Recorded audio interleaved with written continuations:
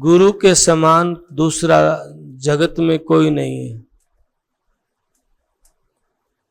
गुरु ही इस जीव के बंधन को काट सकते हैं। बड़े बड़े ऋषि, बड़े बड़े तपस्वी,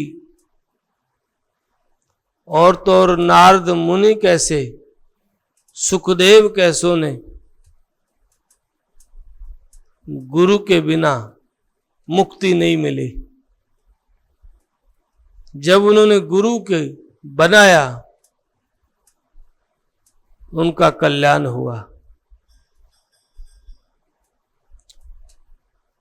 इसलिए गुरु को गोविंद से भी बड़ा बताया है। लेकिन आज पाखंड ड्रामा ज्यादा है, लोग भ्रमित भी ज्यादा हो रहे हैं। अभ्यास नहीं रहे हैं, सिमरन नहीं करते हैं, बहुत दुविधाओं से भरे रहते हैं जीव। और दुविधा जब तक व्यक्ति अभ्यास नहीं करता, भीतर प्रेम पैदा नहीं होता है, जब तक अपने आप को मिटाए, अहंकार को मिटाए, मान को मिटाए, सहज हो जाए, तब तक उसकी आंतरिक यात्रा नहीं होती है। क्योंकि अनंत जन्मों के कर्म खड़े हैं ना, बाधक बन के। कोई किसी रूप में खड़ा है, कोई किसी रूप में खड़ा है। ये नहीं कि भक्ति से ही रोकता है, भक्ति से रोकने के लिए बहुत सारी योजनाएं बनती हैं। कभी पुत्र के रूप में, कभी पुत्री, कभी बंधु, कभी कोई, कभी कोई। क्योंकि माया राम की है, जीव को रोकने का प्रयास कर। माया है राम की, लगेगी दौड़ के यार फकीर, संभल रहना। पलटू साहब कहते हैं संभल के रहना। हमारी मनोदशा, वृत्तियां भी ऐसी बनी हुई हैं। पक्का निश्चित है कि जाना है, सदा नहीं रहना। रोज रोज दिए का तेल समाप्त हो रहा है। कोई कितना ही ज्ञानी, ध्यानी, त्यागी, वैरागी हो, एक दिन दिया तो बुझ जाएगा, पंछी तो निकल के जाएगा। कभी एकांत में बैठ करके इस बात के लिए मंथन किया है कि जो जीव निकल के जाएगा, पता है ये जीव आगे किस घर जाएगा, किस योनि में जाएगा, और ये पता आया कहां से था। न आने का पता, न जाने का पता। और फिर कहेंगे ये बुद्धिमान है, ये ज्ञानी है, ये त्यागी है, ये महात्मा है, ये वैरागी है, ये धनवान है, ये रूपवान है, ये बलवान है। बड़े बड़े पदों की गिनती करेंगे, ये किस काम के। आप जनमानस में जब चिंतन करते हैं, किसी व्यक्ति का आने का पता नहीं, जाने का पता नहीं, तो उसको क्या कहेंगे? आप जानते हो क्या कहेंगे? ऐसे ही अज्ञानी जीव मानत नहीं है। बड़े बड़े संतों ने बड़ी ऊंची आवाज में कहा है,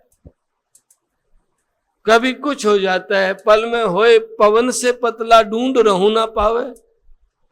कभी दृग जूते बढ़ावे, कभी हाथी की तरह बड़ा हो जाता है, और कभी पवन से भी पतला। ये मन भटकता रहता है।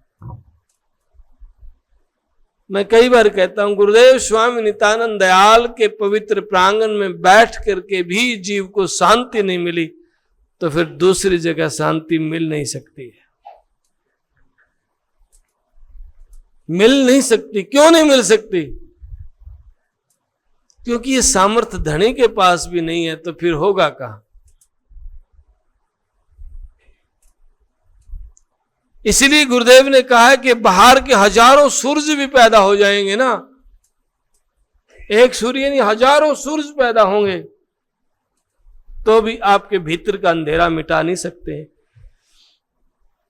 कोटि चंदा होगी आते सूरज चढ़े हजार तेता चांदन होंदे आते गुरबिन घोर अंधार। करोड़ों सूरज पैदा हो जाएं, चंद्रमा पैदा हो जाएं, करोड़ों चंद्रमा पैदा हो जाएं, हजारों सूरज उग जाएं, इतने चानने के बाद भी भीतर अंधेरा है।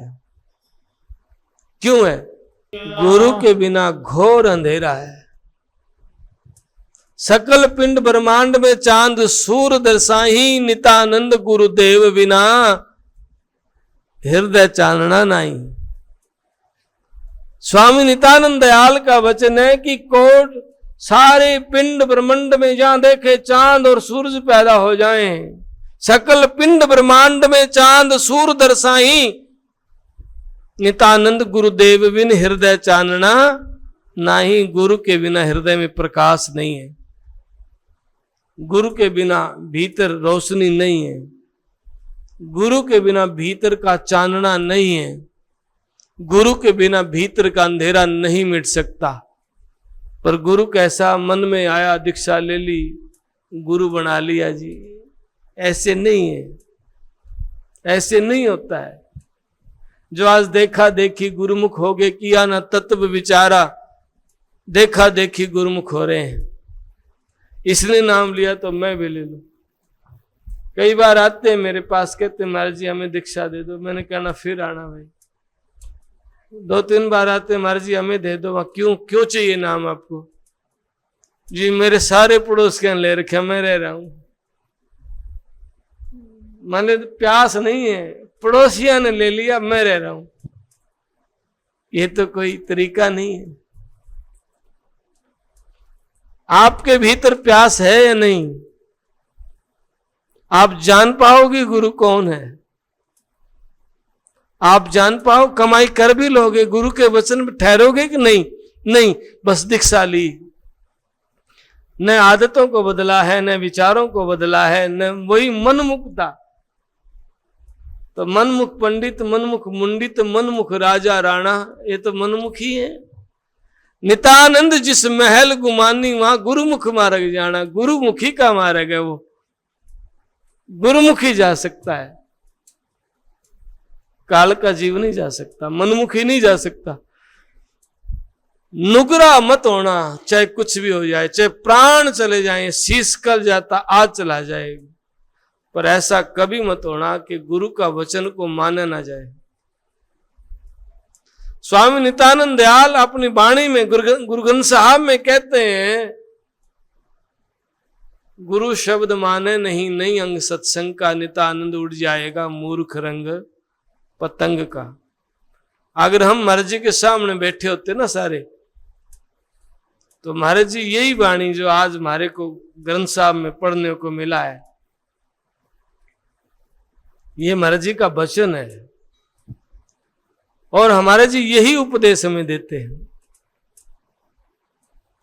क्योंकि ये जीव के भीतर मान और अहंकार आ जाता है, उसी की चोट करना होता है गुरु का होना, अहंकार को गिराना। और जब तक अहंकार नहीं गिरेगा तब तक कर्म बंधन कटेगा नहीं। कई बार आपको मिला है ना, बहुत से लोग कहेंगे मैंने बड़े व्रत किए हैं, दान किया है, तपस्या की है, तप किया है, फिर अब क्यों दुखी क्यों? पता नहीं, मैंने तो बहुत जप तप किया, ध्यान किया, सिमरन किया, व्रत किया, दान किया, कई वर्षों तक भूखा अन्न नहीं खाया, फिर दुख क्यों? मिल जाते हैं ना ऐसे लोग। दुख का कारण है उन्होंने किया है, गुरु के नहीं हुए, मन में आया कर लिया, मनमुखी तरीके से किया है। गुरुमुखी तरीका ये है कि जीना है, हर व्यवहार में मालिक को याद रखना, हर व्यवहार में, हर विचार में। 8 पहर स्वामी नित्यानंद दयाल लोकांग में कहते हैं, लो लागी जब जानिए छूटे न तीनों काल। लो लागी जब जानना, जो कभी भी तार टूटे नहीं। ये नहीं कि 4 घंटे बैठ गए जी, 5 घंटे बैठ गए जी, अच्छी बात है तुम 10 घंटे बैठो, अच्छी बात है तुम जितना बैठते हो, बड़ी बात है, लेकिन मेरी इस बात का ध्यान करना, नोट कर लेना अपने जीवन में, तुम 10 घंटे बैठोगे तो भी जरूरी नहीं है कि आपकी मनोवृत्तियां ठीक हो जाएं, क्योंकि जब तक आप अपना व्यवहार और विचार ठीक नहीं करोगे, आपकी मनोवृत्तियां ठीक नहीं होंगी। और जब तक मनोवृत्ति ठीक नहीं होंगी तो क्या होगा? तेली का बैल की तरह 100 को चलेंगे, पहुंचेंगे कहीं नहीं। तेली जो तेल निकालता है, उसका बैल चक्कर काटता रहता है, कोल्लू के चारों तरफ घूमता रहता है। उसकी किलोमीटर तो 100 होंगी, लेकिन होगा कहां? वहीं जहां से चला था। 100 किलोमीटर चला, दिन भर चला, रात भर चला, लेकिन पहुंचा कहीं नहीं। कहीं ऐसा तो नहीं हमारे साथ भी ऐसा ही हो रहा है? बौखलाहट आ जाती है मन में, थकान आ जाती है, चिड़चिड़ापन आ जाता है, ऐसा तो नहीं है? इसका कारण है कर्म रोकने की चेष्टा करता है और मन मुक्ता आपके भीतर मौजूद है। नहीं तो गुरु ने जिस सदगुरु के पास बैठे हैं हम, स्वामी नित्यानंद दयाल के पवित्र प्रांगण में,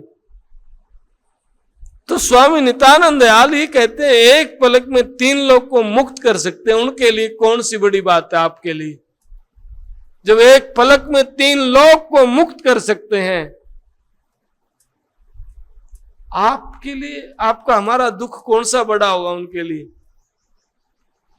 अपनी वाणी में कहते हैं ना, एक पलक त्रिभुवन तारण मंगलती आनंदमयी, आप परम गुरु दया करी जब जन्म मरण की ताप गई। वो एक पलक में त्रिभुवन को तारने वाले हैं।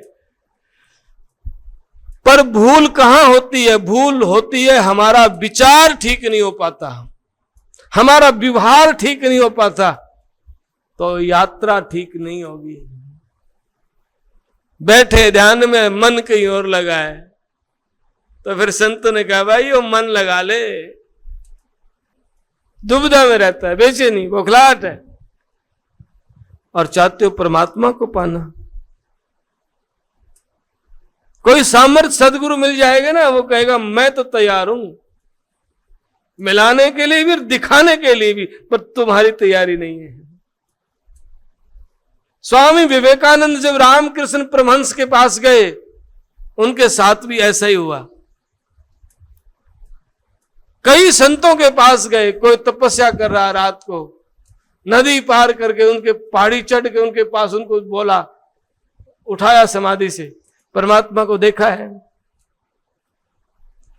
स्वामी विवेकानंद को डांट दिया, जाओ ये कोई टाइम है? उल्टा नदी में कूद गया। उन्होंने कहा आपको मालूम नहीं है। और जब रामकृष्ण परमहंस के पास, तो साधारण अवस्था में गया, क्योंकि रामकृष्ण परमहंस बड़े साधारण रहते थे और साधारण सा लिबास था, कोई ज्यादा माथा तिलक और माला घंटी कुछ भी नहीं थी, साधारण। ये विवेकानंद ने कहा कि लोग इसके पास भी जाते हैं, पर ये मेरे प्रश्नों का जवाब तो नहीं दे पाएगा, चलो फिर चल पड़ते हैं। उनके पास गए और वही प्रश्न किया, क्या परमात्मा को देखा है? तो रामकृष्ण परमहंस ने तुरंत जवाब दिया, क्या देखना है? सुना भी, सोचा भी नहीं था देखना भी है, बस यही प्रश्न करना है, परमात्मा को देखा है? वहां कहे तो कुछ और बोलना, ना कहे तो अपने चल पड़ना। यहां तो उल्टा हो गया, यहां तो हो गया क्या देखना है?